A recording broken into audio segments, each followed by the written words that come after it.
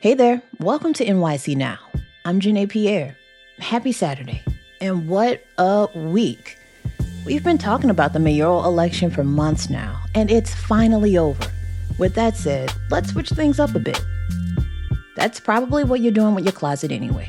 It's officially fall in New York City, which means sweater weather, new looks, and maybe a little closet reshuffling.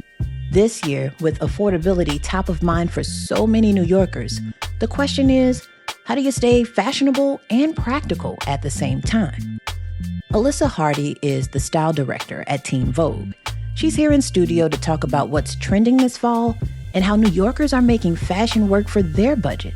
Alyssa, welcome to the show. Thank you so much for having me. So, Alyssa, you know, New York City is one of the most expensive cities in the world. I'm wondering, when we talk about affordability, how do New Yorkers make fashion work for their budget right now? Yeah, I think, as you said, New York is so expensive, but it's also one of the most fashionable cities in the world. And I think that when we think about affordability in fashion, oftentimes we go to fast fashion or cheap, quick fashion. Mm-hmm. But I think that what a lot of New Yorkers and just a lot of people in general are thinking about is vintage, consignment, secondhand clothing. Because you can get really good stuff for affordable prices. Absolutely. And I'm a big thrifter myself. Yes. I was thrifting before thrifting was cool, you know? And I know there was a stigma about that. Is that still a thing or not? Okay, no. I think that that's one of like the most beautiful things that's happening right now, especially with young people, is that sort of secondhand consignment stigma from getting it from like the big box consignment stores, that's gone. They love it. It's like a way to like find something different, find something that's not in your algorithm, kind of discover fashion outside of your phone. And that stigma's gone. Yeah. I thought I was tripping because, you know, walking around the city, I'm noticing like low-rise jeans and A-line skirts, like everything that's coming back. And I'm like, wait a minute, am I missing something? You are not missing anything. You are very much on it because it's everywhere, it's back. And you know, I think like there's a tendency for like millennials or people a little bit older than that to be like, we don't want that back, like that was there.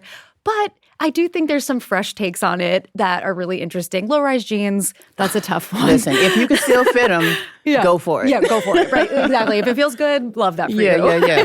You recently wrote about frugal chic. Yes. I don't want to spoil it. Tell us all about it. Yeah, so frugal chic is this concept that a TikTok creator has been coming up with, talking about how, you know, as we said, there is an affordability crisis and people are trying to find ways to still be chic and like have that kind of feeling without spending a ton of money. So some of the things that people are doing are, especially here in New York, going to like sample sales and going to places where they're maybe giving out free things. They're wearing like nice perfumes. And that's a way to kind of elevate your look. They are painting their nails themselves, but like doing a nail design at home versus going to get a expensive manicure. And, you know, not just thrifting, but shopping local helps with that, right? Yeah, I think the one thing, and of course in New York City, there's a lot of great stores and a lot of great designers. But I think just even anywhere, looking to your local stores and supporting local businesses, buying into things that you might not necessarily be seeing online, but you're kind of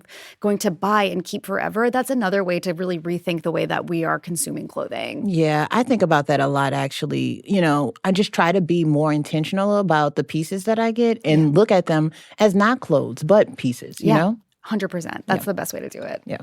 We're talking a lot about fall fashion and affordability, but talk a bit about sustainability here. Yeah, it's another reason why I love secondhand and vintage so much. And we know that clothing has a massive impact on the planet. And then, of course, the millions of people that work in the fashion industry making our clothing. And so new clothing that's made, we're using a lot of water. There's lots of microplastics. And I think people are becoming so much more aware of it, but we're still really tapped into the trend cycles. And I think at vintage as a way to kind of pull yourself out of it, to reduce the amount of clothing waste, we're getting rid of tons and tons of clothing every single year. Those clothing are ending up in areas around the world where communities are needing to now deal with clothing from the United States, from the UK, from Australia. And the clothing quality is getting worse than ever. And those clothes are ending up in waterways. The microplastics are ending up in the water. And it's becoming a really, really huge issue for the climate and for the folks that are having to deal with the clothing waste that we have. Vintage is just a great way to tap out of that, to lower your impact. So what I'm hearing is everyone should be frugal chic. 100%. Thrifting's the way to go. But for listeners who may be new to thrifting, especially in a place like New York City where it could be a little, a lot. Yeah. With so many thrift shops around. Any advice for them? Yeah. I think one of the biggest tips that I have for thrifting is have a plan.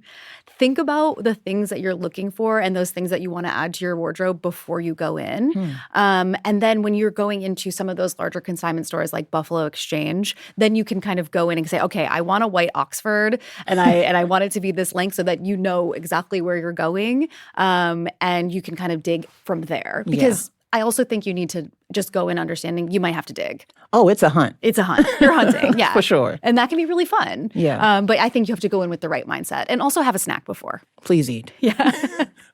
Well, Alyssa, I'm going to say it. Yeah. I like your style. Oh, thank you. I like your style too. Thank you. You have great style. All right. So you're wearing a slip dress right now with a long brown suede jacket, black boots. I'm thinking this jacket, though, it's something that I could wear, It's long on you, but it'll be just right on me. The suede jacket, perfect for fall. Yes, thank you. Where do you get your inspiration?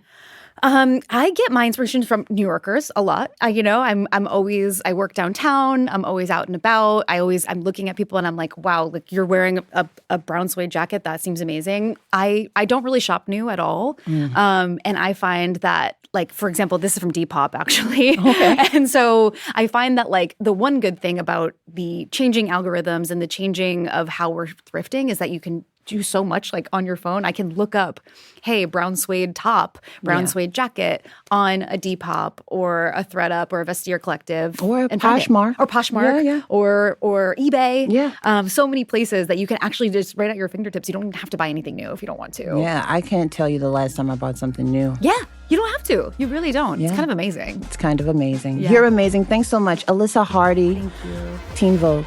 This is NYC Now.